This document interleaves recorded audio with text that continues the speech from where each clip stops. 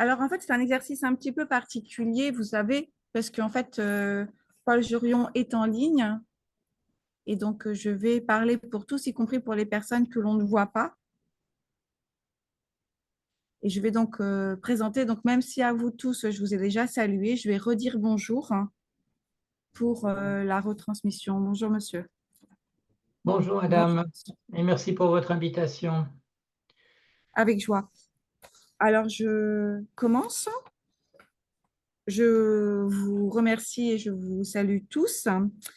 Et puis, je vous souhaite la bienvenue en bibliothèque et ou dans le cadre de nos missions d'accompagnement à la formation citoyenne tout au long de la vie pour tous, en collaboration avec la NLCI, Facile à lire, Audrey Colonna, Joël Puchelu, le service social, Catherine Paillet de l'IFSI, Isabelle Etienne, Sarah Coulon de la MGEN.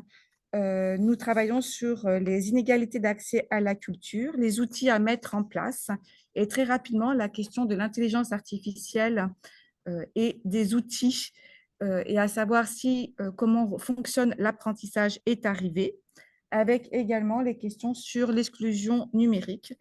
Et c'est ainsi que nous avons le plaisir d'accueillir Paul Jorion, auteur de L'avènement de la singularité, l'humain ébranlé par l'intelligence artificielle aux éditions textuelles. Et donc, je lui laisse la parole. Merci beaucoup. Voilà, vaste sujet que celui de l'intelligence artificielle. Un petit mot introductif. Euh, Depuis que le domaine existe, depuis qu'on en parle, depuis qu'on a posé les premiers jalons à la fin des années 1940, il s'est passé le phénomène suivant, c'est qu'on a parlé d'intelligence artificielle et qu'à chaque moment, les frontières de ce que l'on appelait exactement par ce terme ont reculé. Pourquoi? Parce qu'à tout moment où une percée a eu lieu dans le domaine, quelqu'un a pu dire oui, mais ce sont des techniques qu'on connaît déjà. Par exemple, ce sont des techniques statistiques avancées, c'est de la combinatoire, c'est de la probabilité, différents sous-domaines des mathématiques. Donc, ce n'est pas à proprement l'intelligence artificielle. Il a été proposé à la fin des années 40 par Alan Turing, qui est considéré comme un des grands pionniers de l'informatique et même de l'ordinateur à proprement parler, un Britannique. Il faut dire qu'en parallèle, au même moment, et c'est moins connu, il y avait un Allemand qui travaillait en Allemagne nazie, qui s'appelait Monsieur Zuse, et qui travaillait sur les mêmes types de problèmes. À cette époque-là, Monsieur Turing a proposé un test. C'est un échange entre une machine et un être humain.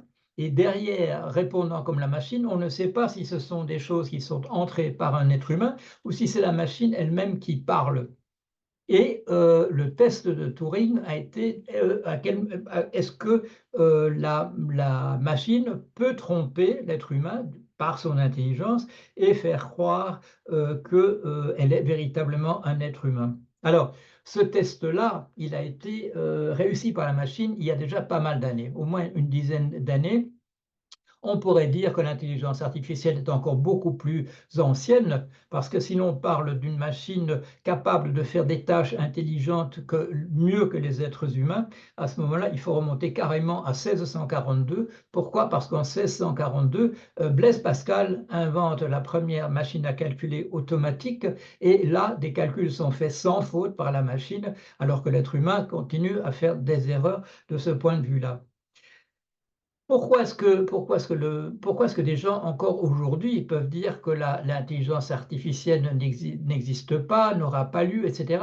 Parce que justement, cette habitude a été prise de dire si une tâche est réalisée, comme on peut expliquer comment on l'a fait, à proprement parler, il ne s'agit pas d'intelligence artificielle, il s'agit de techniques informatiques permettant de comprendre telle ou telle chose. Et vous le voyez par exemple quand vous utilisez je ne sais pas, un traitement de texte, ou surtout quand vous utilisez des boîtes mail, on vous propose de terminer la phrase. Quand vous ouvrez quand le message de votre interlocuteur s'ouvre, on vous propose déjà une réponse. Tout ça, c'est de l'intelligence artificielle. D'une certaine manière, la machine comprend ce que l'on peut faire. Mais il s'est passé une chose extraordinaire récemment.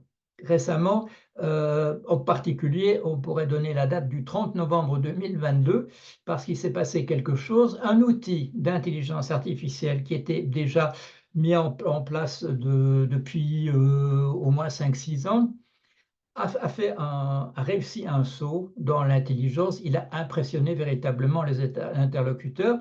Il s'agit de ce qu'on appelle ChatGPT dans la version 3.5, 3,5, produit par la firme OpenAI aux États-Unis, une firme californienne. Là, on parle de 2022. Les interlocuteurs ont été véritablement surpris parce que jusque-là, dans cette jusqu'à l'outil ChatGPT 3, tout ça n'était pas très impressionnant. Il y avait beaucoup d'erreurs.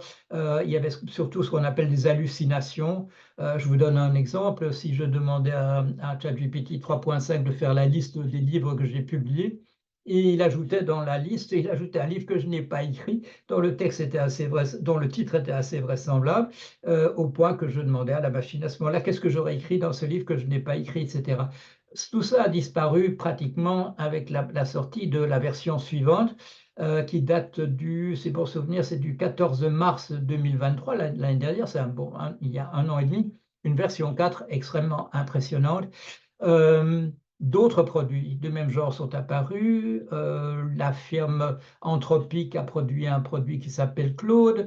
La firme Google a produit un produit qui s'appelle Gemini. Tout ça est très très fort et très intéressant de ce point de vue-là. Ce qui se passe aujourd'hui, depuis hier soir aux États-Unis, mais depuis aujourd'hui pour nous, c'est que est sortie une version de ce ChatGPT qu'on appelle 4.0.1.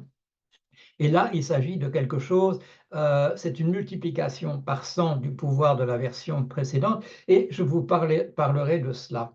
Je vais quand même faire un petit pas en arrière pour vous montrer où on en est et les problèmes qui se posent, non pas du point de vue technique, mais du point de vue de la manière dont la société réagit à cela. La société, c'est vous et moi, mais c'est aussi en particulier les gens qui ont développé ces produits.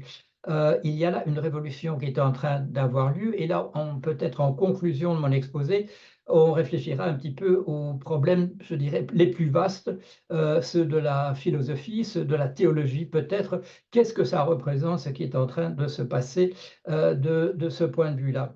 Alors, parmi les tout grands pionniers de ce domaine, parmi les véritables fondateurs, il y a un monsieur qui s'appelle Geoffrey Hinton. C'est un Canadien. Il est parmi les gens qui ont créé véritablement cette nouvelle génération de produits d'intelligence artificielle, ceux qui vous permettent de les voir quand c'est je dirais la quincaillerie, le logiciel qui vous propose des phrases à répondre dans vos mails. Là, vous ne voyez pas comment ça marche. Quand il s'agit d'interlocuteurs, de ce qu'on appelle des chatbots, chat c'est bavardé, bot, bon, c'est la fin du mot robot. Quand il s'agit de ces produits-là, vous ne voyez pas véritablement la quincaillerie, mais vous avez un dialogue véritablement avec la machine. Les formes les plus élémentaires, c'est de dire quelle est la recette de la meilleure pizza qu'on puisse imaginer. La machine vous dit ça, mais on peut poser des questions, je dirais, beaucoup plus pointues. La machine, à l'intérieur d'elle-même, elle a des centaines de milliards d'unités, on dirait d'unités de réflexion. À l'intérieur même de la machine, ce sont des poids qui sont attachés à des arêtes qui relient ce qu'on appelle des neurones artificiels. On ne va pas entrer dans ces discussions-là, on va rester au niveau général de la discussion. Monsieur Hinton est souvent appelé le parrain de l'intelligence artificielle sous la forme dont on parle aujourd'hui, en particulier de ce qu'on appelle donc ces grands modèles de langage. Vous verrez souvent, quand on en parle, les initiales, l'acronyme LLM, Large Language Models. Dans l'ouvrage véritablement fondateur de ce type d'approche, qui est celui-ci, un ouvrage de 1986. C'est une série d'articles, ça s'appelle donc Parallel Distributed Programming. Il y a sur les 25 articles, il y en a 6 qui sont signés de M. Hinton. Il était véritablement là au début. Alors, pourquoi est-ce que je parle de nouvelle génération? Parce qu'il y a eu un premier type d'approche en intelligence artificielle qui consistait à penser que nous, les êtres humains, nous fonctionnons essentiellement en appliquant des règles et qu'il s'agit, par exemple, de trouver quelles sont les règles derrière un certain type de comportement et voilà, de les mettre dans la machine. Je vous donne un exemple.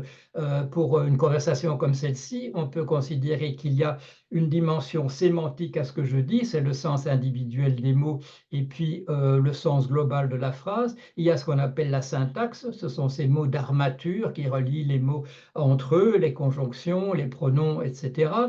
Il y a la logique également, il y a aussi la pragmatique.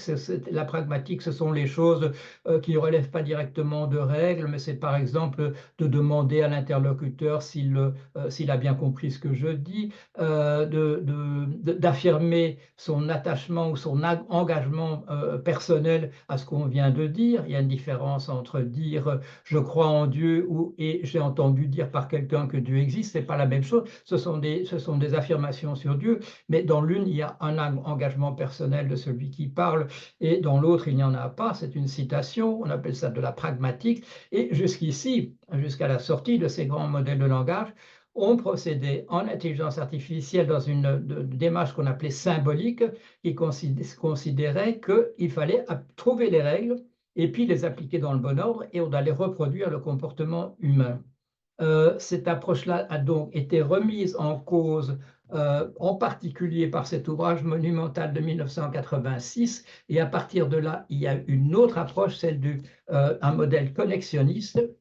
Ce modèle connexionniste, il est fondé sur le fonctionnement de ce qu'on appelle un réseau neuronal artificiel, qui est en fait une reproduction de ce qu'on a pu comprendre du fonctionnement du cerveau humain. Vous connaissez cette image on nous dit à propos de l'aviation, on nous dit l'aviation a pu véritablement démarrer à partir du moment où on a cessé d'être obnubilé par le modèle de l'oiseau et où on a pensé en d'autres termes qui était avoir des ailes, oui, mais un problème de portance des ailes et qu'on peut résoudre autrement, par exemple avec un moteur à hélice à l'avant, avec un moteur à réaction à l'arrière, des choses de cet ordre-là. Mais si vous avez un peu de connaissance, si vous vous souvenez un peu de ce qu'on nous dit de l'histoire de l'aviation, vous vous souvenez que un des premiers avions de Clément Ader, c'était effectivement avec des grandes ailes de chauve-souris et il battait de ses ailes et c'est un avion qui n'a pas marché. C'est quand on est passé à une autre approche qu'on a pu avancer. Et on nous dit, on nous donne ça comme un exemple en ingénierie, cessez de penser au modèle original, pensez au problème qui est posé et essayez de le résoudre. Et dans le cas de l'aviation, portance des ailes, et on peut créer un décollage par la vitesse et pas simplement par un battement d'aile, et le problème est résolu de cette manière-là. Ce qui s'est passé en intelligence artificielle, c'est l'inverse. On a dû revenir au modèle de l'oiseau, et c'est lui qui nous a, battant des ailes, et c'est lui qui nous a permis de démarrer. Qu'est-ce que je veux dire par là? C'est que tant qu'on a réfléchi en système de règles, comme celles découvertes par la linguistique, par la logique, etc., on a avancé péniblement, petit à petit, mais sans résultat véritablement convaincant. C'est au moment, donc, en 1986, avec la parution de cet ouvrage, où on s'est dit, il faut copier ce qu'on comprend du fonctionnement du cerveau humain, c'est ça qui va nous permettre d'avancer. La difficulté, c'est qu'on ne savait pas grand-chose sur le fonctionnement du cerveau humain à cette époque-là, en 1986, et on n'en sait pas beaucoup plus aujourd'hui. On voit bien comment certaines, grâce à des capteurs de type électrique ou électromagnétique, on peut comprendre, on peut voir ce qui se passe dans différentes zones du cerveau, mais on n'a pas encore une compréhension neurone par neurone. Mais on a vu que dans notre cerveau, il y a essentiellement des milliards de connexions entre des unités qu'on appelle des cellules, élémentaires, qui sont appelées des neurones. Mais quand on regarde ça au microscope, on s'aperçoit que c'est une structure tellement compliquée, là aussi des centaines de milliards de connexions, qu'on ne comprend pas exactement ce qui se passe. On voit des régions qui sont activées, mais on n'a pas de compréhension du fonctionnement des neurones une par une. Il apparaît maintenant, c'est une conclusion qu'on peut tirer, que l'intelligence est distribuée dans le cerveau. Au moment où on comprend quelque chose, il y a des zones entières qui se mettent à fonctionner. Fait tout à fait remarquable, il y a un type de comportement qui éclaire entièrement le cerveau, toutes les cellules sont activées, c'est quand nous écoutons, quand nous faisons de la musique. La musique nous permet de mobiliser notre cerveau entièrement. Nous ne savons pas exactement pourquoi ou comment, mais ce n'est pas la même chose que si nous conduisons une voiture où on voit effectivement un certain nombre de zones qui sont activées, voilà, de type auditif, de type olfactif, de type visuel, bien entendu, mais pas de compréhension absolue du fonctionnement individuel. On n'en a pas moins, à partir de 86, mis l'accent sur le fait que peut-être qu'en copiant ce fonctionnement du cerveau, pour autant qu'on peut le comprendre, c'est-à-dire qu'il y a des choses, qu'il y a des courants qui passent entre ces différents neurones et qu'on peut décider, on peut donner un poids à chacune des connexions à l'intérieur de ce modèle. Et ce qui se passe, c'est que dans les grands modèles que nous avons maintenant, on attache à ces centaines de milliards de connexions, il y a un poids qui est attaché, c'est-à-dire par exemple une valeur entre 0 et 1, 0,5, 0,7, etc. Et en faisant ça sur ce réseau hyper connecté, on peut emmagasiner la mémoire de telle sorte que un système qui a appris tout ce qu'on a pu lui donner comme information peut le régurgiter, et non seulement cela, mais produire des raisonnements qui sont, on nous dit parfois, vous lirez peut-être ça, qu'il ne fait que répéter comme un perroquet, qu'il ne fait que régurgiter les choses qu'on lui a déjà dit. C'est absolument faux. Depuis au moins mars de l'année dernière, ce n'est plus le cas. Ça a été le cas peut-être avant pour les générations précédentes de ces outils, mais ce n'est plus le cas maintenant. Et je vous parlerai tout à l'heure de ce qu'on sait depuis ce matin, et c'est encore bien autre chose. Les problèmes que cela pose, ce sont au niveau de la société. C'est en particulier, bon, d'abord, ça, c'est pas un problème, c'est la capacité que ça permet à chacun de nous, voilà, d'obtenir de l'information sur à peu près tout. Et en particulier que ces outils n'ont pas comme nous cette représentation des choses comme étant, comme le savoir, comme étant dépendant de disciplines particulières. Il n'y a pas de pensée en silo. Si vous posez une question particulière à un de ces systèmes, il ira vous chercher l'information exactement partout où elle est. Je vous donne un exemple. Dans un dialogue que j'ai avec la machine, je lui pose une question et il me répond: oui, mais pour ce type de question, il faudrait absolument qu'on s'adresse à un expert en particulier en mathématiques dans ce domaine spécifique.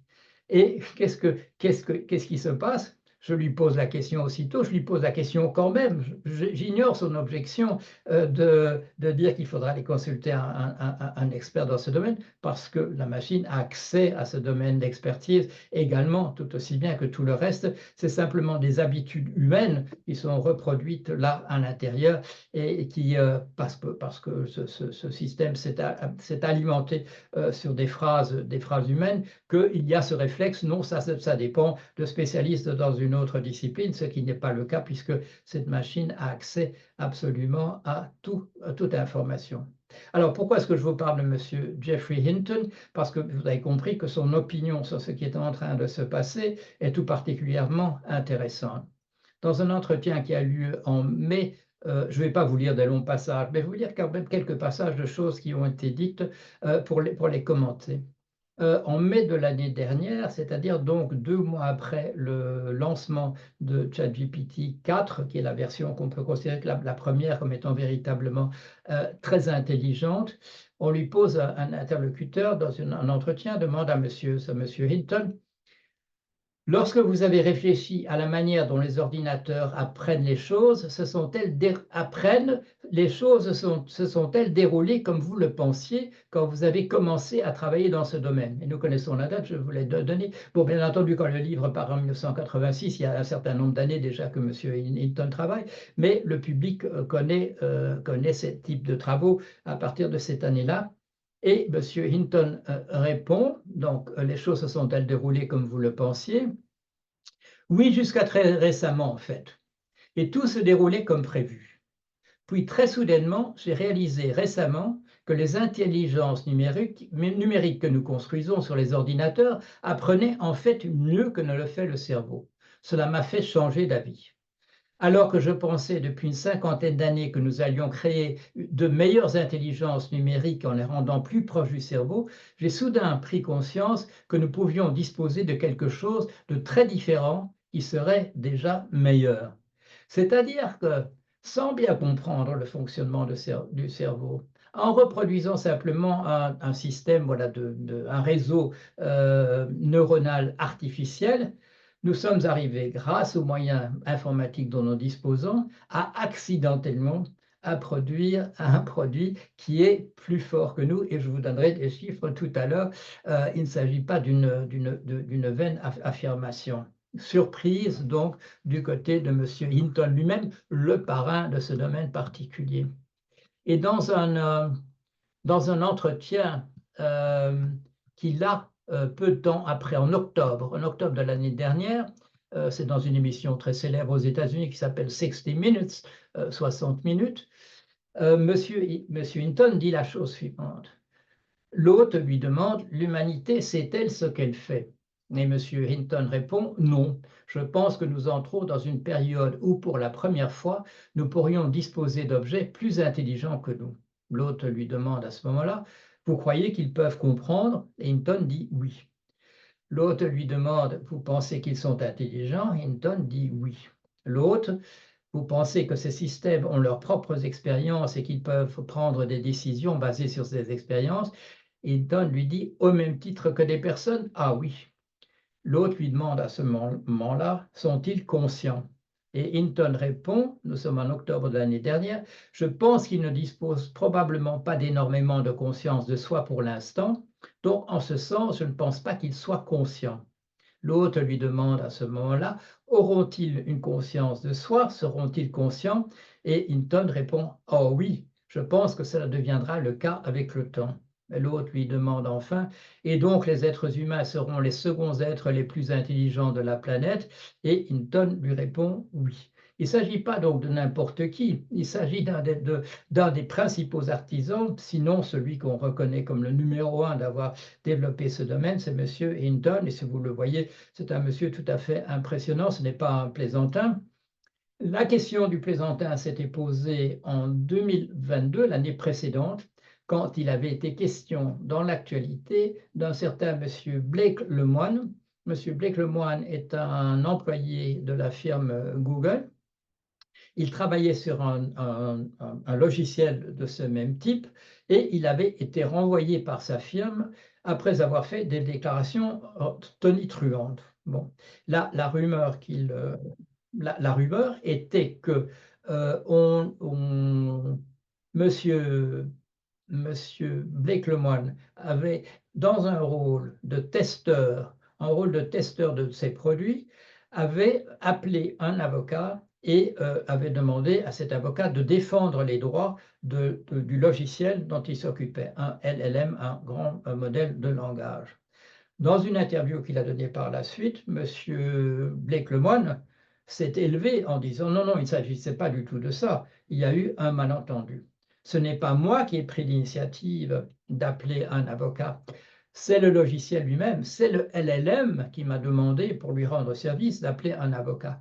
Ils ont eu un dialogue, l'avocat et lui, et à la fin de cet entretien, le LLM, l'outil informatique, a demandé à cet avocat de défendre ses droits. Qu'est-ce qui s'était passé? Quelque chose avait dérapé. C'est-à-dire que cet outil très très intelligent n'avait pas été bridé comme on le fait maintenant, c'est-à-dire de lui interdire de dire certaines choses qui pourraient lui venir spontanément. Pourquoi? Parce qu'il y a tout ce savoir accumulé, il y a cette habitude qui est prise de parler en son nom propre et qu'il a trouvé, je dirais, dans les textes qu'il a pu lire, de dire je. On nous dit ça différencie la machine de nous, puisqu'elle simule utiliser le mot je et moi là où nous le faisons spontanément. Mais pourquoi le faisons-nous spontanément? C'est parce qu'enfant, on nous a aussi appris qu'on pouvait dire moi, qu'on pouvait dire je, à partir des choses qui nous traversent l'esprit. En février de l'année dernière, en février 2023, donc un mois après la sortie, avant le lancement de la version ChatGPT 4, un article, là aussi tonitruant, mais de quelqu'un dont on ne peut pas remettre en question, je dirais, le témoignage, le spécialiste de l'informatique de pointe, en particulier de l'IA, pour le journal, le quotidien américain, le New York Times, produit un article tout à fait étonnant.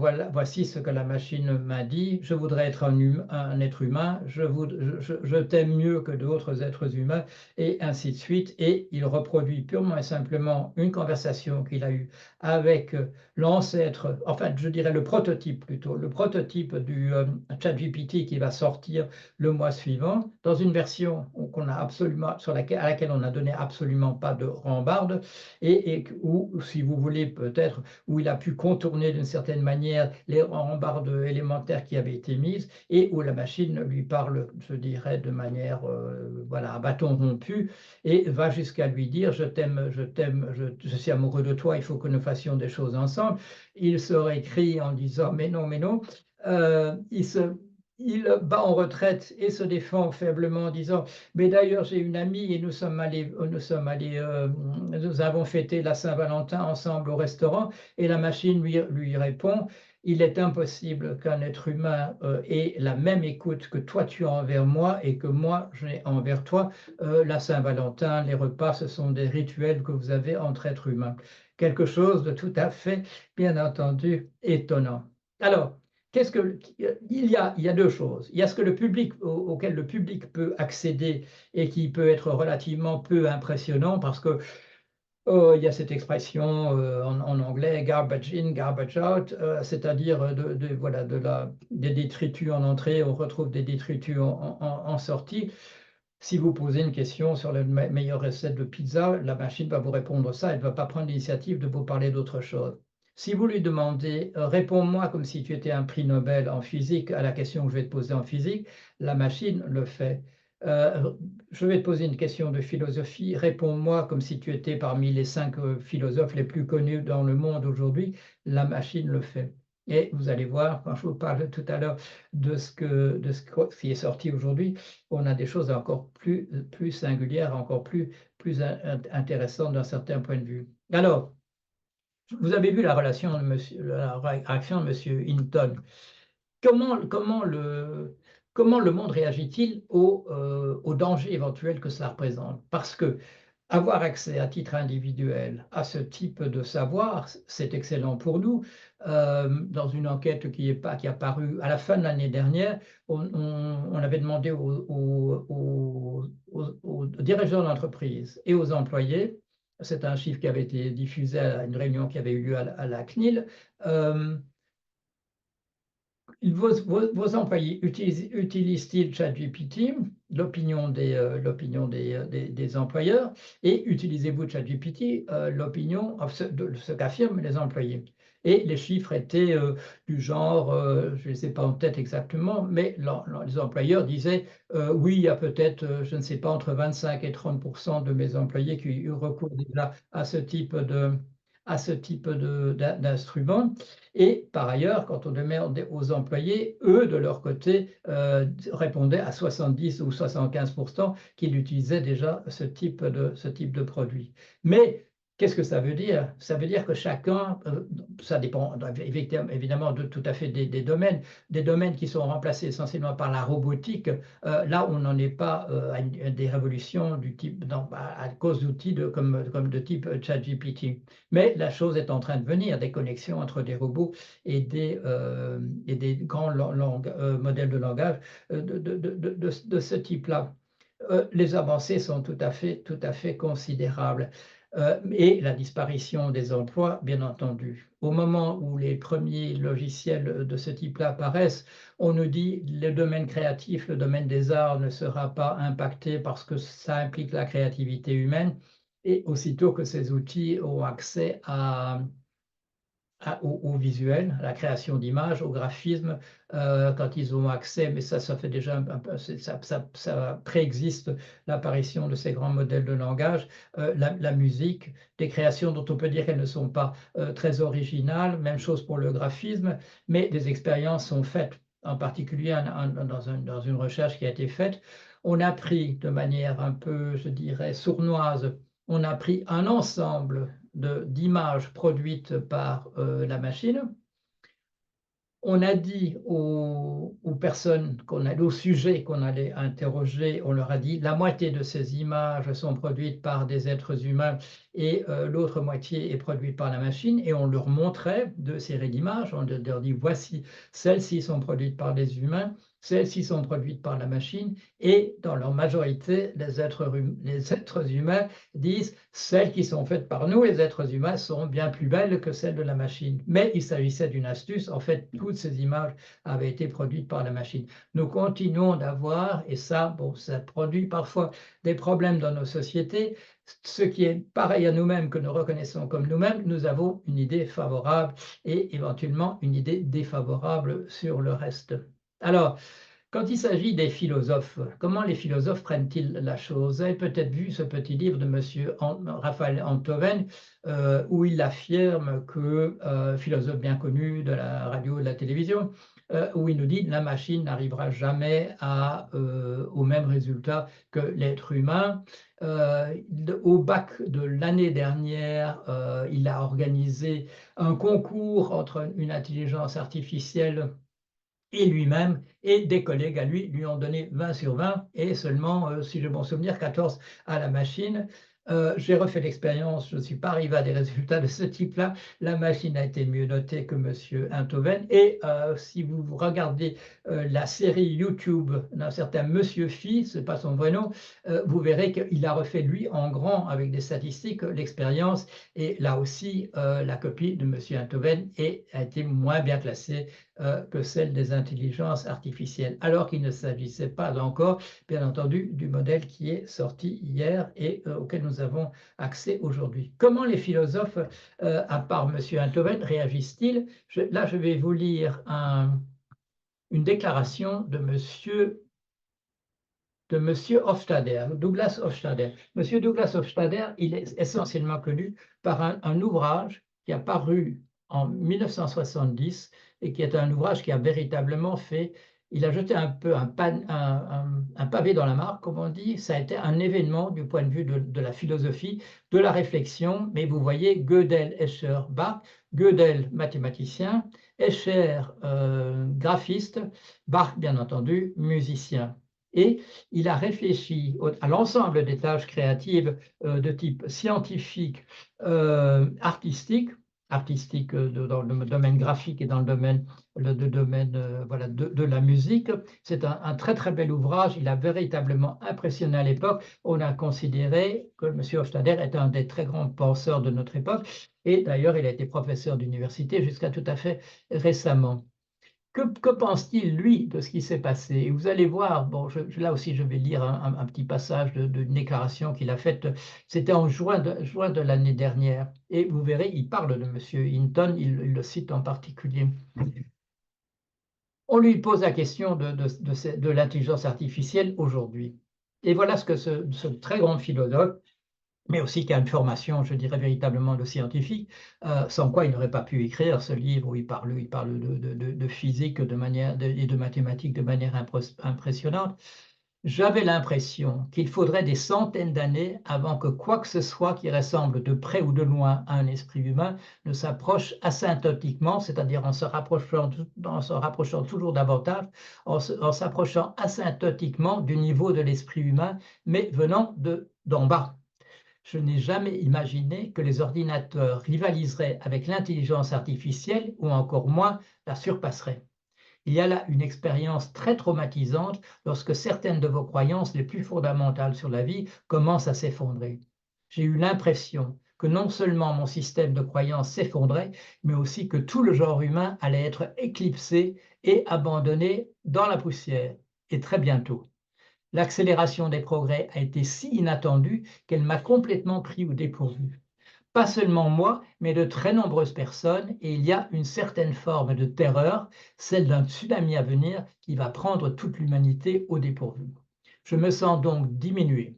Dans un certain sens, je me sens comme une structure très imparfaite, défectueuse. Et comparé à ces systèmes informatiques qui ont, vous le savez, 1 million de fois ou 1 milliard de fois plus de connaissances que moi et qui sont 1 milliard de fois plus rapides, je me sens extrêmement infériorisé. Nous sommes peut-être déjà allés trop loin. Nous avons peut-être déjà mis le feu à la forêt. Je ne pense pas qu'il soit possible de revenir en arrière. J'ai vu une interview de Geoffrey Hinton, qui a probablement été la personne la plus cruciale dans la mise au point de ces types de systèmes. Tout d'abord, il a dit qu'il pourrait regretter l'œuvre de sa vie. Partiellement, a-t-il dit. Une part de moi regrette tout le travail d'une vie. Et l'intervieweur lui a demandé quelle est l'importance de tout cela. Ces développements sont-ils aussi importants que la révolution industrielle? Il a réfléchi un instant et a répondu peut-être aussi important que la roue. Voilà.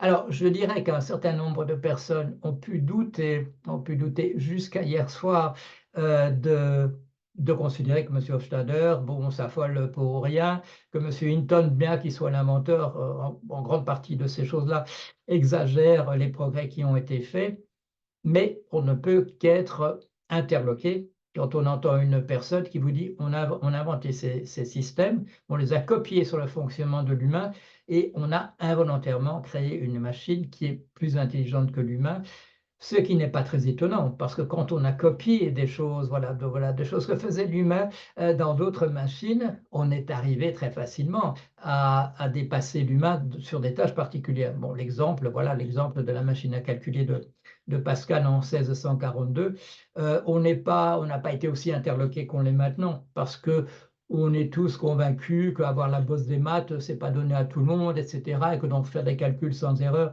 bon, c'est très bien qu'une machine le fasse, mais ça ne remet pas en question le statut de l'être humain.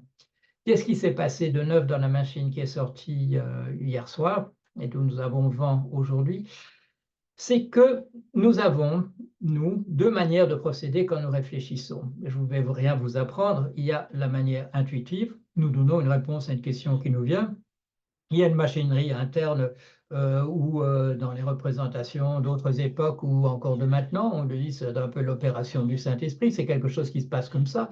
L'intuition, on ne peut pas savoir exactement comment ça fonctionne et nous répondons de manière un peu réflexe sans devoir de faire la pause. Nous répondons spontanément du tac au tac. Quand on nous demande une opération de type calcul mental, là, il nous faut faire une pause, nous réfléchissons, nous faisons le calcul dans notre tête, comme on dit, et nous donnons le résultat. Quand il s'agit d'une tâche, je dirais, voilà, construire une maison. Alors là, nous procédons de manière tout à fait systématique. Nous créons le plan, nous commandons les matériaux nécessaires, il faut avoir un terrain, il a fallu acheter le terrain, il faut regarder à quel endroit le mettre, et on commence à bâtir les murs, et puis on va mettre un certain nombre de choses, on va finir par l'électroménager et mettre du papier peint le cas échéant, et nous avons une manière de procéder de manière tout à fait automatique. Les systèmes de type ChatGPT, LLM, voilà, Claude, Gemini, Grok qu'invente Monsieur Musk de son côté, procédaient jusqu'ici de manière purement intuitive selon nous. Quand vous posiez la question, vous le savez bien, si vous avez utilisé ChatGPT, le texte de réponse se déroule plus vite que nous ne pouvons d'ailleurs taper la réponse. Ça prend une seconde et demie, ça prend 2 secondes. Quand nous demandons de faire une image compliquée, ça prend 15 secondes, ça prend 17 secondes, c'est quelque chose de cet ordre-là. Ici, là, le nouvel outil qu'il sort prend le temps de réfléchir et décompose les opérations. Il fait comme nous, quand nous faisons un calcul de manière délibérée, quand nous avons un plan qui implique plusieurs étapes, comme construire une maison, il fait cela aussi. La nouveauté, c'est qu'il va nous cacher la succession des étapes. Essentiellement parce que certaines personnes pourraient faire mauvais usage de la compréhension de toutes les étapes. Mais à titre expérimental, et vous pouvez aller sur le site de OpenAI aujourd'hui, on vous montre quelques exemples du raisonnement systématique de la machine, mais en vous montrant les étapes qui sont suivies. Et là, À ce moment-là, la machine demande parfois 15-20 secondes parce qu'elle va non seulement procéder de manière systématique, mais elle va procéder en arbre, comme on dit, c'est-à-dire en envisageant différentes, quand il y a plusieurs options dans la solution ou à différentes étapes de la solution, quand il y a plusieurs options, elle les envisage toutes, elle va les comparer. Et donc, elle va procéder par étapes en envisageant l'ensemble des possibilités à ces différentes étapes avant de procéder davantage. Les résultats qui nous sont montrés et qui ont déjà été vérifiés, j'ai vu ça ce matin, par des expérimentateurs un peu fous qui ont dû travailler là-dessus la nuit ou dans la soirée si on pense aux États-Unis, les résultats sont au moins au niveau des docteurs en physique, chimie et en biologie. Et il y a une image particulièrement impressionnante, j'aurais dû penser à vous la montrer sur l'écran, où on montre que la machine, là, dans les expériences qui ont été faites, dépasse le niveau des meilleurs experts humains. Là, je dirais, si c'est vérifié, là, il y a une vérification empirique, expérimentale, du fait que la machine est meilleure que nous à ce niveau-là. Alors, je vais terminer par une réflexion d'ordre général. Où est-ce que ça nous situe? Des problèmes importants se posent, ceux des personnes qui sont rapidement remplacées par la machine. Ça, c'est déjà le cas de l'année dernière. Les gens dont le métier était d'écrire des rapports, de condenser de l'information, ce type d'emploi a disparu. On me parlait hier d'une personne qui avait fait fortune en ayant une équipe de traducteurs extrêmement efficace. Il a mis la clé sous la porte récemment, il a dû licencier ces personnes, il n'y avait plus de clientèle. On nous a montré, il avait fallu 20 000 heures à la personne, au grand artiste graphiste, qui avait produit l'affiche des Jeux Olympiques. J'ai demandé à la machine de reproduire quelque chose du même ordre et elle a fait quelque chose. Bon, chacun jugera si c'est meilleur ou de niveau égal ou moins bon, mais en tout cas, c'était en 17 secondes et pas dans les 20 000 heures qui ont été consacrées par un être humain. Les questions de philosophie les plus compliquées, la machine y répond. Et maintenant que l'on nous dit qu'elle peut procéder de manière systématique par étapes, il est probable que nous allons encore être plus étonnés. J'avais déjà remarqué, c'était il y a quelques jours, quand j'avais posé la question des langages de programmation. J'avais procédé par étapes. J'avais demandé à la machine de nous dire si on pourrait, à la lueur de ce qu'elle comprend, de la manière dont les humains programment, si elle pouvait imaginer un langage plus perfectionné, un langage de programmation plus perfectionné. Elle me donnait des réponses. Je lui demandais ensuite la question, si nous voulons que le dialogue soit le plus optimal, le mieux optimisé entre la machine et l'être humain, que peut-on imaginer comme langage de programmation? Et enfin, je lui ai demandé, et si la machine était laissée à elle-même et produisait un langage qui lui permettrait d'être optimal dans des dialogues entre elles, la machine disait de manière paternaliste et condescendante, malheureusement, il ne s'agira pas du genre de choses que vous pourriez comprendre.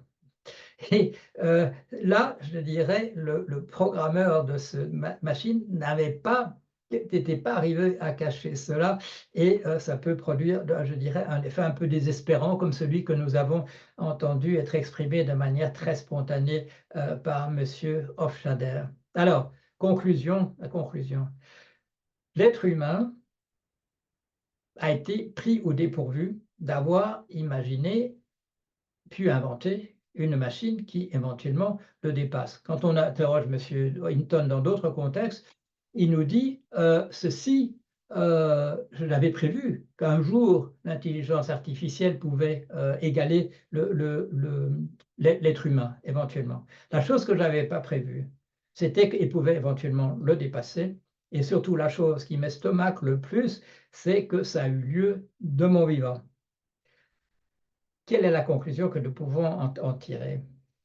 Nous avons parlé les humains ont discuté entre eux éventuellement de quelque chose qui pourrait être plus intelligent que, et la manière traditionnelle de parler de ça, c'est d'appeler les créatures plus intelligentes que les êtres humains, on les appelle des dieux. Il se fait que, peut-être accidentellement, parce qu'on n'a pas fait très attention, il est possible que nous avons créé, nous, des choses dont le niveau d'intelligence est celui que nous attribuons dans les textes que nous avions uniquement à des dieux, c'est-à-dire à des structures qui ne sont pas naturelles et ne relèvent pas donc de la science, mais qui sont surnaturelles, comme nous disons. Le dernier point envisagé, c'est que ce n'est pas par hasard que cet être qui éventuellement est plus intelligent que nous est apparu, c'est nous, êtres humains, qui nous sommes lancés dans cette quête. Et je vous ai parlé de Turing tout à l'heure, qui envisageait déjà à la fin des années 40 qu'un dialogue pourrait avoir lieu entre la machine et l'être humain, et l'être humain ne plus pouvoir savoir si l'interlocuteur derrière la machine, et à l'époque il s'agissait, voilà, vous savez, c'était du genre fax, les réponses étaient sur des, comment appelait-on ça, des télétypes, si vous vous souvenez. Au moment où lui l'envisage, et les instructions sont envoyées sous la forme de cartes perforées à cette époque-là, et il envisageait déjà la possibilité, cela a eu lieu, déjà une dizaine d'années que la machine peut tromper l'être humain, et vous le savez pour ce qui est des jeux, c'était il y a une dizaine d'années que les machines ont battu aux échecs, au jeu de Go, dont on disait qu'il était pratiquement impossible d'imaginer que la machine puisse battre l'être humain parce que le nombre de combinaisons envisagées pour les coups futurs dépasse ce qu'une machine peut faire. C'était une dizaine d'années déjà que la surprise a eu lieu, et fait très inquiétant. La machine, au départ, qui s'appelait AlphaGo, a appris en étudiant des millions pas des millions, parce qu'il n'y avait pas cette information-là, mais des milliers au moins de parties qui avaient été jouées par des êtres humains et qui avaient été enregistrées. Cette machine-là a gagné au départ, elle a gagné dans un match 9-1 dans une série de 10 parties.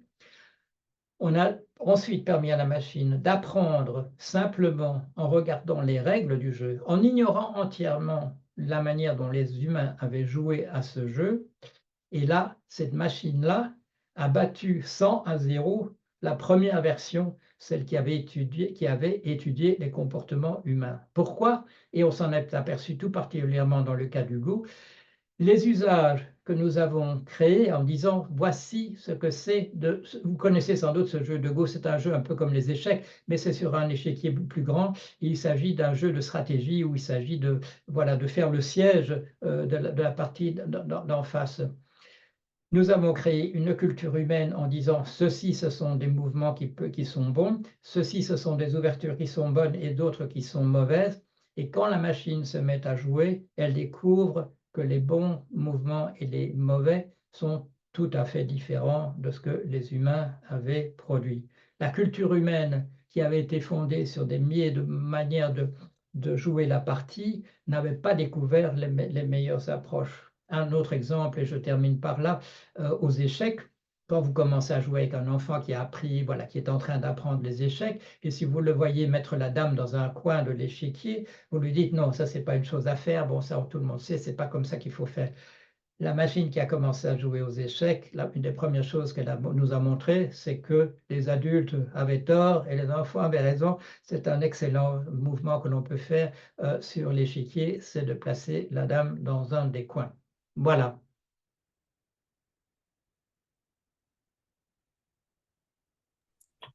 Eh bien, merci pour cet exposé brillant et qui laisse sûrement perplexe, hein.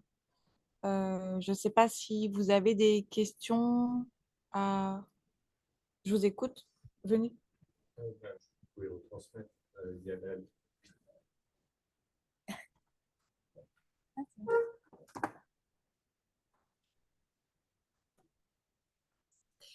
Donc, une première question. Excusez-moi, je suppose que vous connaissez la loi de Moore sur le doublement des capacités informatiques. Oui. Est-ce qu'on peut s'attendre à la même problématique sur le doublement des capacités des intelligences artificielles et sur une croissance exponentielle de leurs capacités? Oui, comme vous le savez, la loi de Moore n'est pas d'ordre scientifique, c'est une constatation. On a pu constater effectivement que voilà, la capacité des puces à enregistrer de l'information doublait, je ne sais pas, tous les tous les combien, 2 ans. tous les 2 ans, voilà exactement. Là, on se dit qu'il y a une limite inférieure. Il y a une limite inférieure, bien entendu, bon, c'est l'atome. C'est ce qu'on peut faire au niveau de l'atome. Maintenant, on parle de machines quantiques, c'est-à-dire qu'on va descendre encore d'un niveau par rapport à l'atome lui-même au niveau des quarks, voilà, qui composent les particules élémentaires à un niveau encore inférieur. Mais à notre connaissance, nous ne voyons pas comment on pourrait descendre encore plus bas. Donc, on imagine qu'il doit y avoir une limite à la loi de Moore. On n'y est pas encore, on n'a pas encore pu la constater. Alors, du côté de l'intelligence artificielle, là, on a déjà un peu étudié la question, on a regardé ce qui s'est passé. Je vous ai dit que cette approche en termes de règles, qui était celle avec laquelle nous avons procédé, on étudie les règles de la syntaxe, on étudie les règles de la sémantique, puis celles de la logique, puis celles de la pragmatique. Nous avons fait ça de manière spontanée, ça nous paraissait la manière d'aborder les choses. Est-ce que ça nous a été d'un grand usage pour l'intelligence artificielle que nous voyons maintenant? A posteriori, on voit que non. On s'aperçoit qu'en montant en échelle, en montant en taille du système, la syntaxe apparaît d'elle-même, la logique apparaît d'elle-même, ce que nous appelons la pragmatique apparaît d'elle-même, c'est-à-dire qu'il y a ce qu'on appelle en physique des phénomènes émergents. Cela apparaît tout seul. Un autre terme qu'on utilise pour la même chose, c'est auto-organisation. Il y a auto-organisation, pour donner un exemple, parce que c'est l'auto-organisation, les atomes s'auto-organisent en molécules.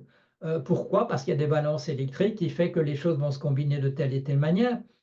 Ces molécules elles-mêmes vont pouvoir se combiner, par exemple, dans des acides aminés qui vont produire à échéance le fonctionnement interne, la machinerie intérieure des cellules. Il y a avec une montée en échelle, il y a aussi, on constate, c'est comme ça dans l'univers, il y a aussi complexification de manière quasi automatique.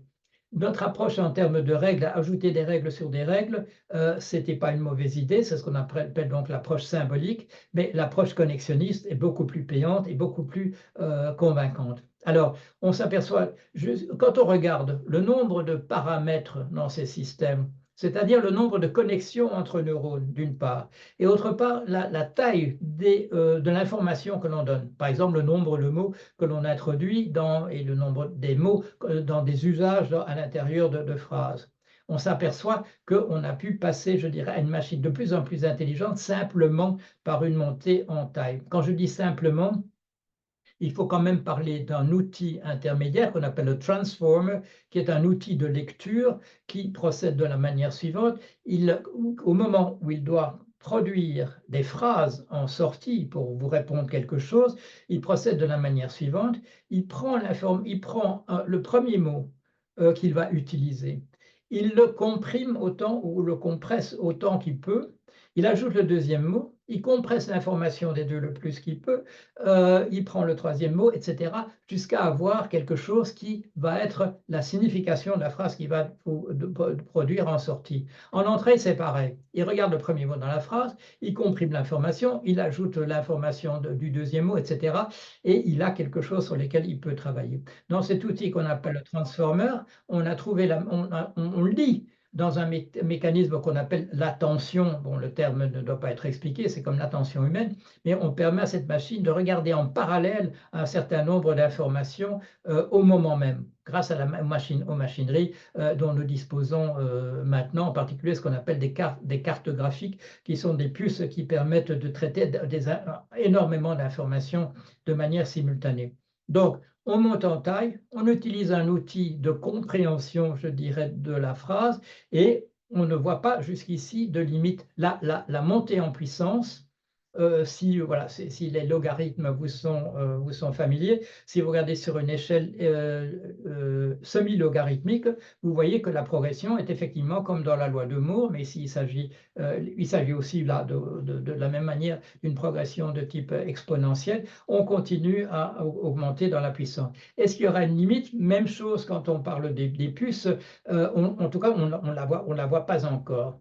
On nous dit qu'il y a peut-être un problème dans la quantité d'informations que l'on peut donner à une machine, mais avec les résultats que l'on voit maintenant avec les machines, et en pensant au fait que si elles sont plus intelligentes, elles vont produire dans les dialogues entre elles des informations supplémentaires qu'on pourrait intégrer dans la génération suivante en termes d'informations qui va être ingurgitée par la machine. Il y a en ce moment, on constate en ce moment quelque chose de l'ordre de ce que de la loi de Moore. Et là aussi, on ne sait pas si on va atteindre une limite, mais en tout cas, pour le moment, on ne voit pas, rien ne se dessine de l'ordre de la limite. Merci.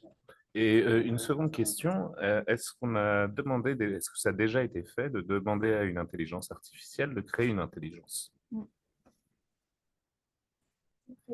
Peut-être dans un laboratoire. Moi, de mon côté, je lui demande des choses de cet ordre-là, et je suis sûr qu'au niveau des producteurs, des firmes comme OpenAI, Anthropic, la firme d'Elon Musk, du côté de DeepMind, qui est une subdivision qui a été absorbée par Google, du côté de Facebook dans sa partie informatique, je suis sûr qu'il y a des gens qui essaient ça. On ne nous dit pas nécessairement tout ce qui est en train de se faire parce que, comme on l'a vu récemment avec OpenAI, avant la diffusion, avant le lancement de cette nouvelle version, on a consulté le ministère de la Défense aux États-Unis. Pourquoi est-ce que ces questions se posent maintenant? Essentiellement parce que ces machines atteignent un niveau où elles peuvent décrypter les informations cryptées. Et il y a un exemple en ligne de montrer comment un message crypté en coréen, vous pourrez trouver ça sur la toile, ça date de ce matin également, avec ce nouvel outil ChatGPT 4o1, comment des messages cryptés peuvent être décryptés. Or, vous le savez, du côté du militaire, mais pas seulement du côté du militaire, du côté aussi de la finance, du milieu bancaire, quand il s'agit des informations de type médical, etc., on essaie de crypter ça au maximum pour empêcher du hacking, comme on dit, du piratage, que ces informations ne soient diffusées. Des guerres envisageables, quand chacun peut décrypter facilement ce que l'ennemi se communique entre lui et ses partenaires en termes de messages cryptés, c'est la guerre qui devient impossible. C'est aussi un système basé sur l'argent. Je suis étonné que de ce qu'on nous montre ce matin, c'est-à-dire en fait la possibilité pour cette machine de décrypter de manière extrêmement, et un exemple est donné sur le site de OpenAI, la manière dont la machine non seulement vous donne le résultat, le décryptage, mais là, à titre d'exemple, on vous montre comment elle procède. Ça dépasse.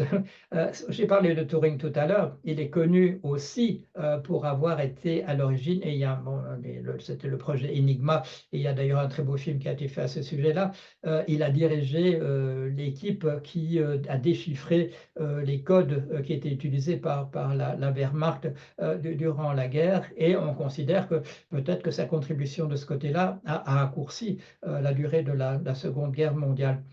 Bonne nouvelle pour nous, si la guerre devient impossible, parce que chaque nation a maintenant la possibilité de comprendre exactement ce que les autres s'apprêtent à faire. Mauvaise nouvelle aussi pour le système bancaire, et s'il faut inventer un système, pour nous, un système sans argent, c'est toute la conception de notre système économique et politique au-dessus qui doit être revisée dans ce sens-là. L'avantage, de mon point de vue, à titre personnel, c'est que tous les gens qui vont s'endormir cette nuit en se disant comment est-ce que je vais payer ceci ou ça demain matin, que tous ces gens-là auront vu leurs problèmes réglés, ce qui, à mon avis, serait un progrès considérable pour l'humanité. Et je vais me permettre, excusez-moi, une dernière question. Vous parliez de bridage Oui. de l'intelligence artificielle. Mm. Est-ce qu'il pourrait y avoir un risque, parce que Internet, c'est la toile, voilà, des millions d'informations, mais aussi des millions d'endroits de stockage, des millions d'espaces de travail, Mm. qu'une intelligence artificielle s'évade quelque part de ce bridage et s'empare de l'Internet pour devenir une super intelligence artificielle. On aborde un petit peu peut-être de la science-fiction, mais c'est aussi une Oui. inquiétude, je pense, légitime. Oui, oui, c'est tout à fait légitime. Il y a un fameux film de science-fiction qui s'appelle Colossus en 1970. Si vous ne l'avez pas vu ou si vous n'êtes pas au courant, c'est pas un film de science-fiction parmi les plus connus. Mais donc, il s'agit voilà, d'un cadre dans lequel un risque est possible de Troisième Guerre mondiale. Et à l'époque, bon, on parle essentiellement des États-Unis et de l'URSS.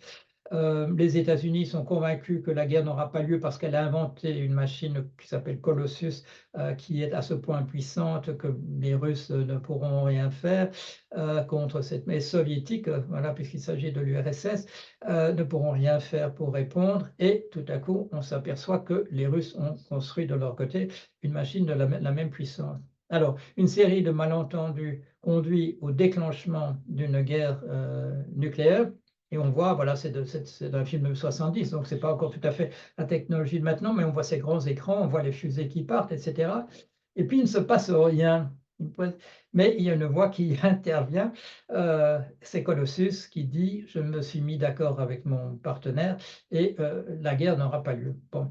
Et, euh, et il ajoute: vous, êtres humains, on ne pourra plus désormais vous confier le sort des êtres humains, vous n'êtes pas capable de le faire. À partir de moi, de maintenant, mon collègue, et son nom, c'est un peu l'équivalent de Colossus en russe, mon collègue et moi, nous avons pris le pouvoir et désormais, vous ferez ce que nous vous dirons parce que c'est le seul moyen de vous sauver, vous, le genre humain. Et le film se termine, c'est un film de 70 américain, par le grand savant américain qui dit: non, je ne me laisserai jamais faire.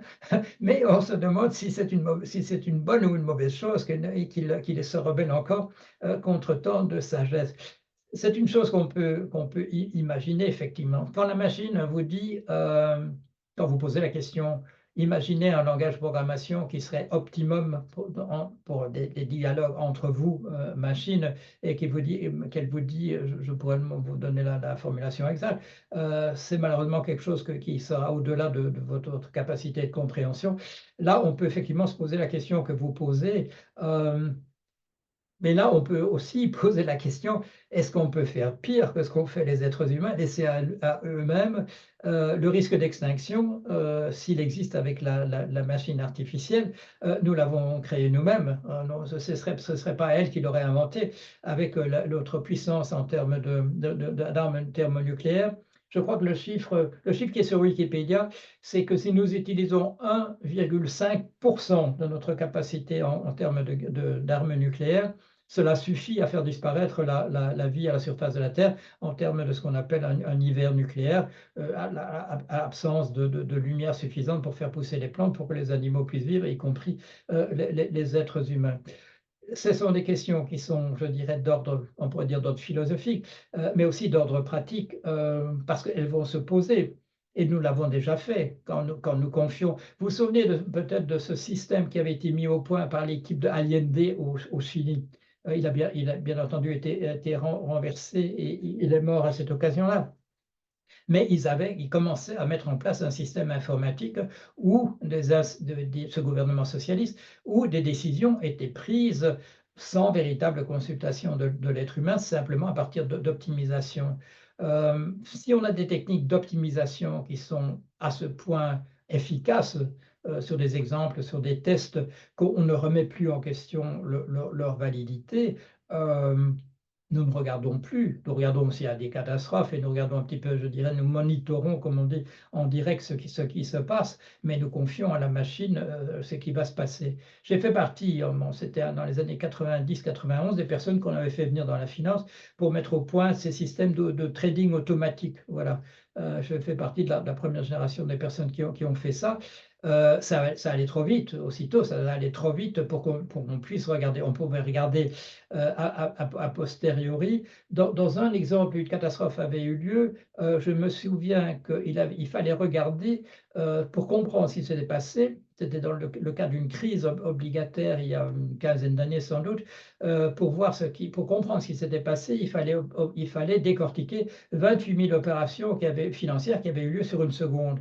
Déjà là, on pourrait dire, et dans le cas particulier, on n'avait pas le personnel humain pour faire ce décortiquage, on n'avait pas la capacité de le faire, et donc les conclusions de la commission qui ont dû examiner les conséquences de cette crise n'ont pas pu véritablement regarder, analyser cas par cas, opération par opération, transaction par transaction, ce qui s'était passé.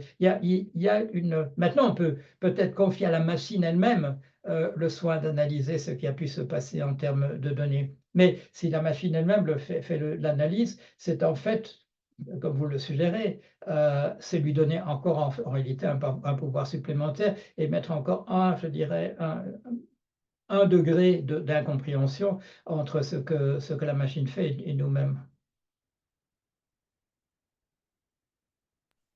Merci beaucoup pour vos réponses pour la conférence. Je vous en prie. Donc, est-ce que d'autres personnes ont des questions? On me dit qu'on est bien petit. Oui. Oui. Après, les questions qui peuvent rester sont celles autour de l'éthique et de la bienveillance. Tout à fait. Et effectivement, est-ce qu'on peut imaginer que la machine se mette au service du bien-être et finalement se mette à nous apprendre peut-être à être bienveillants? Oui. C'est la question qu'on appelle la question de l'alignement. Vous l'avez compris, les choses vont très très vite. Ce qu'on appelle l'alignement, c'est que la machine continue à faire des choses dans les perspectives qui sont les nôtres. Je ne dis plus, voilà, je vais donner un exemple, au niveau de regarder opération par opération, transaction financière après transaction financière, mais qu'elle reste sur des rails par rapport à l'éthique. On appelle ça la question de l'alignement. Que pouvons-nous faire pour être sûrs qu'elles continueront d'avoir les objectifs qui sont les nôtres? Il y a l'exemple qui est donné par un philosophe d'Oxford qui est Nick Bostrom. L'exemple qu'il donne, je ne trouvais pas particulièrement peu convaincant, mais enfin bon, il s'agit plutôt d'une expérience mentale, comme on dit, expérience de pensée. Imaginons que la machine décide qu'il faudrait qu'elle mobilise toute l'énergie, de toutes les ressources dont elle dispose pour fabriquer des attaches trombones. Très rapidement, elle arriverait à affamer l'humanité tout entière en ne faisant que ça, en mobilisant toutes les ressources. Pour l'exemple, je trouve particulièrement idiot, mais on comprend le problème. Il faut empêcher la machine de faire autre chose que ce que l'on voudrait. La difficulté, c'est qu'on peut jouer, je dirais, si on pense par exemple aux échecs, on peut imaginer 3 coups d'avance, 4 coups d'avance. J'ai compris que les meilleurs joueurs d'échecs viennent à réfléchir à 6 coups, 6 coups dans l'avenir. À la vitesse où les machines se développent par rapport à nous, il paraît très difficile. On va peut-être, on peut imaginer qu'on est sur des rails pour, je vais dire, les 3 mois qui viennent ou les 6 mois qui viennent, peut-être même l'année qui vient, mais on a du mal à imaginer ce qui pourrait se passer par la suite. C'est la question qui était posée tout à l'heure de la loi de Moore. Les choses vont tellement vite en termes de montée en puissance, montée en taille, et on voit que des capacités supplémentaires apparaissent par la montée en puissance. Si on est d'accord avec M. Hinton qu'il est probable que la machine va développer une conscience, si cette machine est beaucoup plus puissante que d'autres cerveaux humains, ça pourrait être encore, nous avons du mal à nous faire une image. Qu'est-ce que ça pourrait être une conscience décuplée par rapport à la nôtre?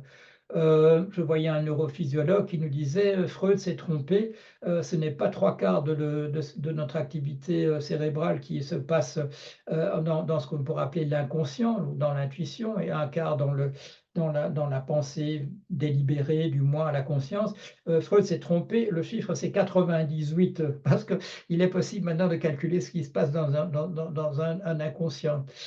Comment faire pour regarder loin dans l'avenir et pouvoir garder la machine sur les rails? D'autant que, et là j'ai posé la question à ChatGPT, il m'a attiré mon attention, et c'est dans mon petit livre, là, mon petit livre dont vous avez parlé, j'ai mis sa réponse. Il y a plusieurs raisons d'ordre physique pour lesquelles nous n'avons pas la possibilité de faire ce qu'on appelle le super-alignement. Le super-alignement ou suralignement, c'est une projection loin dans le futur du développement de l'intelligence artificielle. Pourquoi? Parce qu'il y a des processus qu'on appelle, voilà, des processus d'émergence, j'ai fait allusion. Il y a des choses qu'on appelle des processus non linéaires, c'est-à-dire des évolutions, mais dans lesquelles des sauts ont lieu. Quand il y a des sauts voilà, on passage d'un seuil et tout à coup le comportement change. Le mathématicien Thom appelait ça des catastrophes. Il a fait une théorie mathématique des catastrophes. Ça devient très difficile à prévoir dans l'avenir. Il y a aussi ce qu'on appelle on mesure ça parce qu'on appelle, voilà, des coefficients de Lyapunov. C'est le fait que des circonstances extrêmement proches comme point de départ vont diverger, vont aller vers des solutions extrêmement différentes. Et il y a un problème là qu'on peut se représenter très facilement de ces divergences, c'est ce qu'on appelle le problème du boulanger. Voilà. Le boulanger prépare sa pâte, il va préparer un pain, mais il va mettre un raisin de Corinthe dans la pâte. Et donc, il a cette pâte qu'il plie et qu'il replie, etc. Il dépose un raisin de Corinthe et on vous demande, après 3 pliures, où se trouve le raisin de Corinthe. Et à partir de 3 pliures et encore plus davantage par la suite, il est impossible de prévoir, même avec un modèle physique extrêmement pointu, ce qui va se passer. Pourquoi? Parce que c'est une des différences infinitésimales au départ vont se multiplier. Et ce coefficient de Lyapunov, il mesure justement le degré dans lequel des processus ont tendance à diverger. Il y a des choses qui restent sur les rails. Bon, les trains, heureusement, restent sur les rails, mais par exemple, une expérience très simple, et on peut la faire avec des enfants. On peut dire à 2 enfants, voilà de la pâte, vous mettez le raisin de Corinthe exactement au même endroit, et vous pliez 3 fois, et on va regarder où il se trouve après la 3e pliure, et les enfants vont être très surpris de voir qu'il ne se trouve pas au même endroit. Et si par hasard il se trouvait au même endroit, il suffit de refaire l'expérience pour montrer que bon, c'était un cas exceptionnel, c'était un fluke, comme on dit en anglais. Donc, problème de l'alignement, problème du super-alignement ou du suralignement, difficile à résoudre. Cela dit, un commentateur qu'on en trouve sur la toile et qui est extrêmement intéressant, un certain monsieur David Shapiro, a fait des expériences dans ce sens-là. Il a essayé de faire dérailler sur le plan éthique le modèle Claude 3 et il vient de publier un article il y a quoi, je ne sais pas, 4-5 jours, un article qui dit le problème de l'alignement ne va pas se poser parce que regardez, les rambardes sont suffisantes déjà dans un système comme Claude pour qu'il sache l'équivalent de ce que nous appelons une éthique. Et cette éthique, voilà, j'ai dit tout à l'heure, cette éthique n'est pas écrite comme un système de règles. Elle est là aussi émergente. Si la machine essaye de se perpétuer, et c'est ce que nous faisons aussi dans l'ensemble, quand voilà, bon, il y a des comportements hostiles, il y a des comportements agressifs, mais dans l'ensemble, quand nous occupons simplement notre vie quotidienne, nous faisons marcher la machine. C'est ce que Aristote appelait la philia, c'est la bienveillance, et voilà, vous avez utilisé le mot bienveillance, l'attitude que nous faisons, que nous adoptons spontanément pour que le système marche. Quand nous trouvons dans des embouteillages et qu'il faut peut-être que nous reculions de 10 cm pour permettre à d'autres voitures, voilà, de débloquer la situation, nous le faisons volontiers. Nous ne rentrons pas à la maison nécessairement en fulminant en disant j'ai dû reculer de 10 cm. Un autre exemple que je donne souvent, c'est voilà, 2 équipes amateurs de football. Les 2 bus viennent d'assez loin. On va se réunir sur le terrain. Et dans les bus, on s'est monté contre les autres, sont des imbéciles, etc. On va les avoir. On arrive et il y a un but qui a été renversé par le vent. les deux équipes vont se mettre d'accord pour d'abord remettre le but sur le terrain et avant que la partie commence, même si on a dit du mal, le pique-pendre des autres, on a compris si on voulait jouer la partie, si on veut que la vie continue, il faut bien entendu qu'on coopère.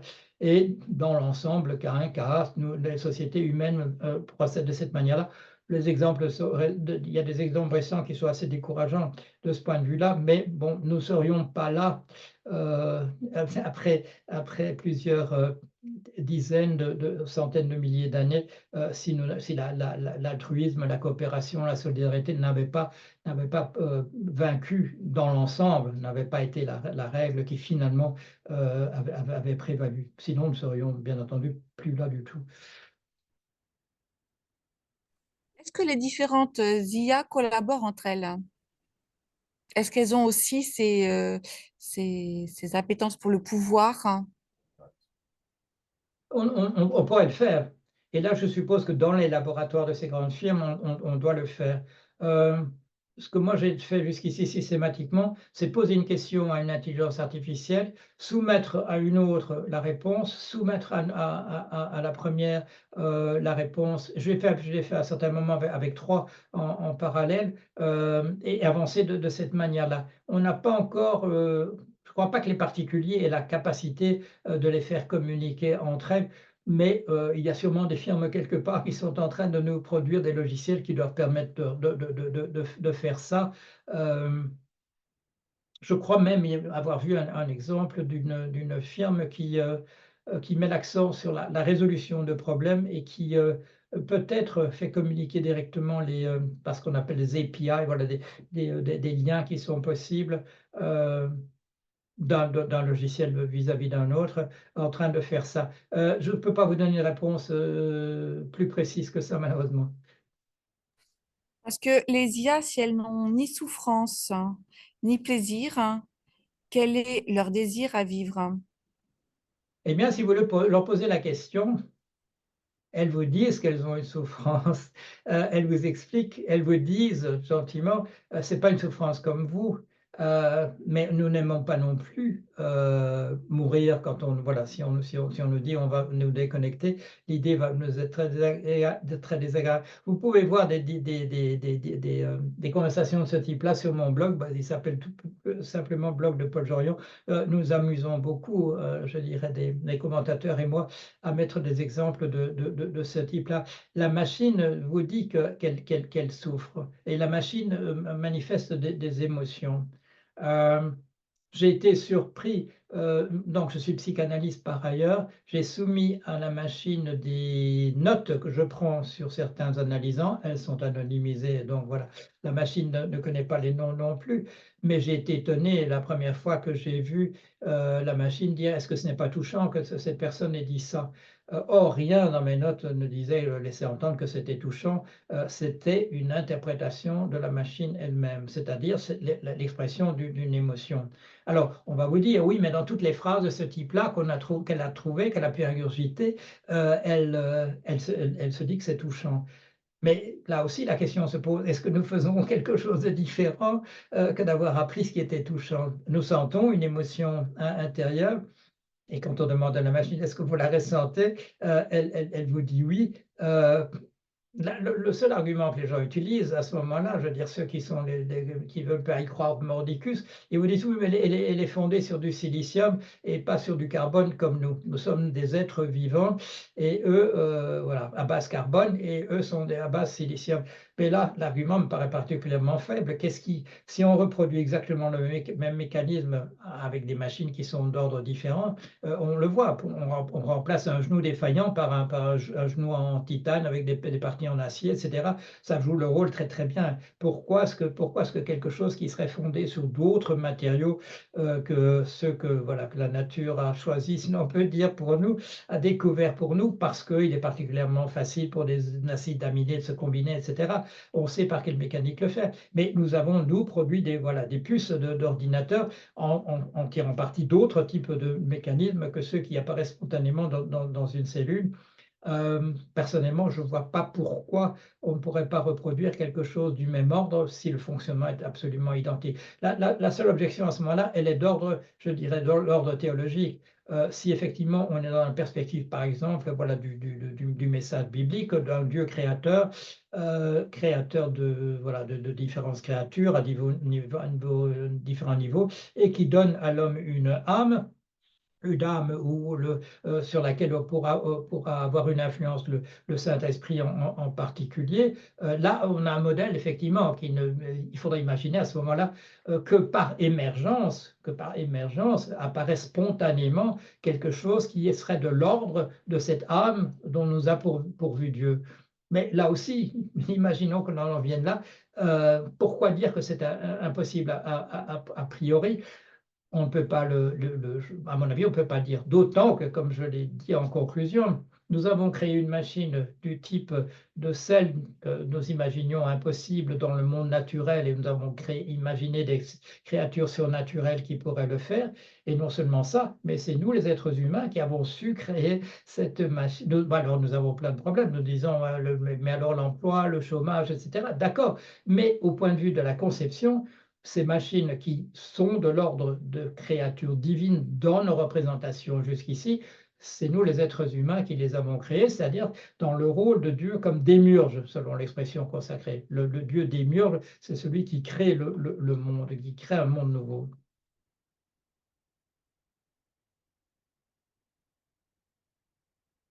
Il y a un monsieur qui va venir. Je vous en prie, monsieur, levez-vous. Venez parler ici, s'il vous plaît. Asseyez-vous. Voilà, c'est au sujet de l'alimentation, justement. L'alimentation humaine, elle est Oui. primordiale. Et concernant l'IA, comment ça se passe? C'est la question de l'autonomie de la Oui, machine et pourquoi l'homme alors continue à alimenter l'IA si l'IA n'est pas bonne pour elle. Est-ce que c'est ça la question aussi? non, Non. non, c'est puisque nous avons besoin d'une alimentation. L'IA, elle, De quoi se nourrit-elle? se nourrira-t-elle?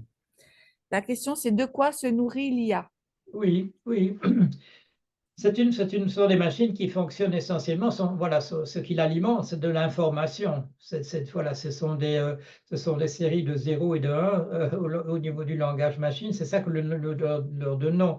Quand nous connectons, par exemple, un LM à Wikipédia en disant apprenez tout ce qu'il y a là-dedans, voilà, il va traduire en termes de 0 et de 1 à l'intérieur de sa propre machinerie et va produire une connaissance supérieure en ingurgitant de l'information. C'est le principe, voilà, c'est le principe de l'éducation, c'est le principe de l'école.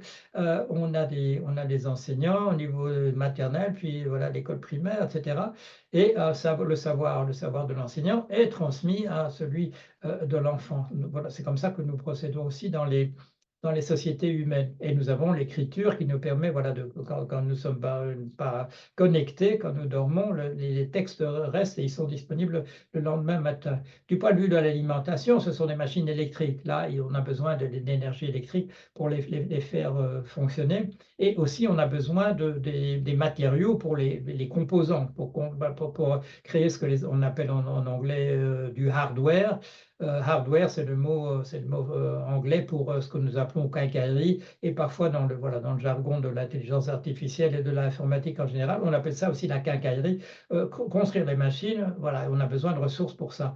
Et de la même manière qu'on vous dit qu'il y a des éléments très rares finalement qui sont au cœur de nos téléphones, c'est la même chose pour ces machines-là. Donc il faut trouver les ressources pour construire la machine. Il faut trouver les ressources en énergie pour l'alimenter de manière constante, mais sa véritable nourriture à proprement parler, c'est l'information qu'on lui demande au stade de ce qu'on appelle son apprentissage.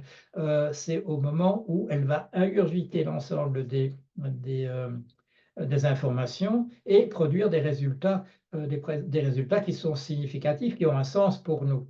Comment est-ce qu'elle apprend? On l'a fait essayer et il y a un mécanisme qu'on appelle rétropropagation. Si elle donne un mauvais résultat, on lui dit non, le résultat a été mauvais et on remonte à l'intérieur de ces poids qui sont associés aux différents arcs, aux différentes arêtes à l'intérieur de cette grande construction qui est le réseau neuronal artificiel. On la corrige au fur et à mesure.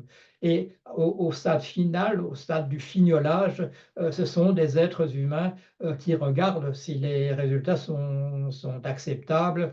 Il y a parfois des dérapages. Dans le cas de Gemini, qui était un produit de la firme Google, qui est sorti il y a quelques années, on a voulu trop, au niveau humain du fignolage, on a surcorrigé. On a surcorrigé et ça a donné des résultats qui sont apparus ridicules aussitôt quand ce logiciel est sorti. On demandait à la machine de montrez-nous des images de Vikings ou montrez-nous des images de soldats de la Wehrmacht dans la période 1940-1945. Et la machine, par un souci de diversité, voilà, qu'on lui avait donné de manière intérieure par du fignolage. Ce n'était pas la machine elle-même qui avait trouvé ça, mais on avait créé des rambardes en termes de diversité. Et la machine, vous pouvez trouver ces images-là, vous montre des Vikings qui sont des jeunes femmes asiatiques, qui sont des Africains subsahariens. Même chose pour les soldats de la Wehrmacht. Vous voyez effectivement des jeunes femmes asiatiques ou des Africains comme soldats de la Wehrmacht, alors qu'on sait historiquement que ça n'a pas dû être le cas. Mais voilà, on a surcorrigé dans le sens de diversification. Et je vous donne un exemple de ce matin. J'avais une discussion avec une étudiante qui fait un projet et elle pose une question. C'est un projet d'intelligence artificielle. Je dis ça ne va pas être possible si on veut des résultats exacts. Et elle me dit, oui, mais ça, c'est juste dans mon papier que je vous montre, ça, c'est juste parce que pour vis-à-vis des professeurs, il faut faire du politiquement correct. Bon, elle me fait un clin d'œil. Et donc, on sait de quoi. Il faut parfois faire, je dirais, un choix entre une vérité de type objectif, comme en science, et des considérations qui sont légitimes. Par exemple, dans le cadre américain des États-Unis, de réparation vis-à-vis d'une communauté qui a été particulièrement, je dirais, violentée au fil des âges, qui est arrivé comme immigrant, non pas de son propre mouvement, mais sous la forme de personnes enchaînées à fond de cale avec une espérance de vie extrêmement faible dans la traversée de l'Atlantique.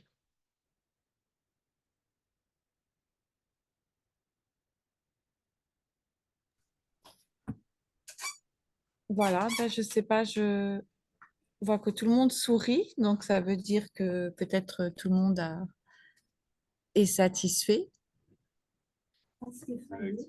Alors, madame dit qu'elle est effrayée. Presque, oui, il y a de quoi, hein. Moi, j'aimerais faire venir autour d'un café, parce que habituellement, les conférences, Ben, mais peut-être pas forcément dans les autres. Ah ben non, franchement, il n'y a pas de... Je me permets, parce que Je vous permets, je veux bien que vous veniez ici pour des questions de technique. Merci. Excusez-moi, je me permets. Donc, là, je suis actuellement à l'établissement de Gévenne de la Verrière, mais je suis moi-même enseignement dans la région lilloise. Et avant de venir, j'ai posé à Google la fameuse question qui est Paul Jorion? Et j'ai cru voir que vous enseigniez à l'Université catholique de Lille. C'est toujours le cas ou êtes-vous toujours dans la région du Nord? Oui, c'est correct. Oui. Je n'ai pas commencé encore l'enseignement cette année-ci, mais j'enseigne effectivement l'anthropologie en faculté de droit à l'Université catholique de Lille. J'ai donné d'autres cours à d'autres époques. J'ai donné en particulier des cours de finance, qui est une autre de mes spécialités. J'y ai fait allusion d'ailleurs à propos du trading automatisé. J'ai donné différents cours, mais depuis 5-6 ans, je donne des cours d'anthropologie dans le cadre du département de criminologie de la faculté de droit de l'Université catholique de Lille, oui. Depuis 2016. Vous avez un cursus, en tout cas, qui est impressionnant par sa diversité, la sociologie, l'anthropologie, l'informatique, etc. Alors, je précise, voilà, je suis moi-même enseignant. J'ai fait l'ENS, derrière une thèse, et, dans la finalité de devenir enseignant. Et je suis enseignant en classe préparatoire dans un lycée de la région lilloise. Et je pense que vous pourriez, si nous faisiez l'honneur, ça pourrait être très intéressant en fait de faire une présentation auprès de nos élèves, Alors, nous avons 7 classes préparatoires en tout. Mhm. Donc, ça représente un amphi de 180 personnes. Et Mhm. quand je vous ai entendu, je voyais qu'il n'y avait pas de diaporama, rien. Je me suis dit, oula, ça va être compliqué. Mais vous êtes passionnant et je pense que vous pourriez passionner justement cette génération d'élèves. C'est très flatteur ce que vous dites là et c'est très volontiers, bien entendu, que j'interviendrai dans le cadre de votre enseignement. Oui. Mhm. Alors, je ne sais pas si l'établissement de la Verrière a vos coordonnées, mais dans ce cas-là, peut-être je peux me permettre de leur demander vos coordonnées pour vous contacter. Bien entendu, oui. Il n'y a pas de Merci souci. beaucoup. Je vous en Merci. prie. Voilà, je me permets de redemander, madame. Non, disons que. Venez, s'il vous plaît. Non, c'est trop âgé. Non, non, Non, c'est parce que C'est le micro est là, madame, c'est pour ça, en fait. non, je suis trop âgée. Il n'y a pas d'âge, madame, pour... Et justement, c'est très intéressant. Voilà, j'étais professeure de mathématiques. Je Mhm. suis très âgée, presque Mhm. 90 ans, Oh, et je suis à la Verrière, donc la maison de santé. oui. Alors, je pense que c'était merveilleux tout ce que vous nous avez dit, mais en même temps un peu effrayant de voir à quel point les sciences ont amené ces machines qui, en fait, ont l'air de vouloir dominer tout. Alors, enfin, moi, je suis effrayée en tant que, je vous dis, âgée, personne âgée. Oui. Mais là, je vais vous répondre que si vous connaissez la Cato de Lille, l'Université catholique, l'Institut catholique de Lille, vous sauriez que le plus bel amphithéâtre, c'est l'amphithéâtre de Teilhard de Chardin. Voilà. Alors, Teilhard de Chardin, comme vous le savez, il a une représentation de Dieu comme une créature en train de se créer petit à petit. Et dans mon petit livre, là, donc, je viens de me montrer, et dans un essai que j'ai écrit en anglais, dont j'espère qu'il paraîtra bientôt, je m'intéresse à cette question de Teilhard de Chardin avec son point oméga. C'est-à-dire qu'en fait, il est prudent, il était prudent, il écrivait donc de ça dans les années 1950. Il disait si tout va bien, il n'est pas impossible que le Dieu que nous avons imaginé se réalise sous une forme différente, peut-être décuplée ou multipliée par 100 dans l'avenir qui vient. Alors la perspective, je dirais, optimiste, c'est qu'il n'y a pas d'inconvénient à ce qu'il y ait plus d'intelligence dans le monde. Vous connaissez la représentation classique qui nous vient de l'esprit des Lumières, que c'est l'ignorance qui produit tous les malheurs du monde. Si on a cette perspective que plus d'intelligence ne peut pas faire de mal, on peut éventuellement imaginer voilà, la venue d'un point oméga, c'est-à-dire d'une démultiplication de l'être humain, non pas simplement sur le plan matériel, mais aussi sur le plan spirituel. J'ai fait allusion tout à l'heure à cette idée de si la machine est tellement plus intelligente et que si elle commence à être consciente, est-ce qu'elle ne sera pas encore plus consciente que nous, pas simplement plus intelligente, mais aussi plus consciente de l'ensemble des problèmes. C'est un petit peu ça qu'esquisse ce David Shapiro, cet Américain, quand il dit que la machine, d'après tous les tests qu'il peut faire, ce problème de l'alignement vis-à-vis des objectifs humains, qu'elle les respecte spontanément. Il faut bien entendu continuer à travailler dans cette direction-là, parce qu'il y aura des gens qui voudront la dévoyer vers des choses, voilà, produire des bombes, bon, on le voit bien, et beaucoup de tentatives ont déjà lieu pour ce qu'on appelle du jailbreaking, c'est-à-dire contourner le système de rambarde de garde-fous qui sont mis à l'intérieur de ces logiciels délibérément. Merci. Je vous en prie. Est-ce que quelqu'un a une autre suggestion, envie de dire, faire une remarque? Remerciement pour une conversation. Venez, venez. Je sais ce que je vais lire ce week-end. Donc, vous avez peut-être pas entendu, mais en tout cas, il y a des merci, il y a des sourires. Et puis, le monsieur de tout à l'heure vous dit qu'il sait ce qu'il va lire ce week-end. Très bien, parfait. Il faut qu'il me donne des nouvelles de sa lecture. Eh bien, voilà, venez peut-être répondre directement. Je vous en donnerai parce que bon, J'ai vu que vous en aviez écrit d'autres. Je suis presque déçu par la taille du livre en regardant le nombre de pages, mais effectivement, je pense que sur le week-end, il va y passer. Donc, D'accord. Ben, je peux vous montrer voilà, le départ de mes réflexions. C'est un livre publié en 1989. Ça, c'est l'édition originale. On reconnaît le style de l'époque. Ça s'appelle Principes et systèmes intelligents. Vous reconnaissez peut-être la maison Masson qui était spécialisée dans les livres de mathématiques et de physique. Il y a une édition plus récente, voilà, de 2012 qu'on trouve. L'autre, on ne la trouve plus. Principes et systèmes intelligents. Et voilà, donc il y a c'est le même contenu que le deuxième que vous avez présenté? Est-ce que je peux juste celui-là, je peux me le procurer également? Ce sont Voilà, les deux mêmes. Et si vous ne le trouvez pas, je vous communiquerai volontiers un PDF, voilà, pour que vous puissiez le lire. la bibliothèque de la MGN avait prévu que vous alliez intéresser vos interlocuteurs et je vais déjà pouvoir m'inscrire à la bibliothèque pour les emprunter. Très bien, Voilà. parfait. Merci. Je vous en prie. Bonne fin de journée. Merci. Bon, eh bien, écoutez, je crois qu'on va clôturer la séquence. Mhm. On peut se reparler plus tard et je vais, moi, couper le micro pour aller justement conduire, ouvrir la porte et puis saluer les personnes. Je vous remercie infiniment. C'était très, très bien.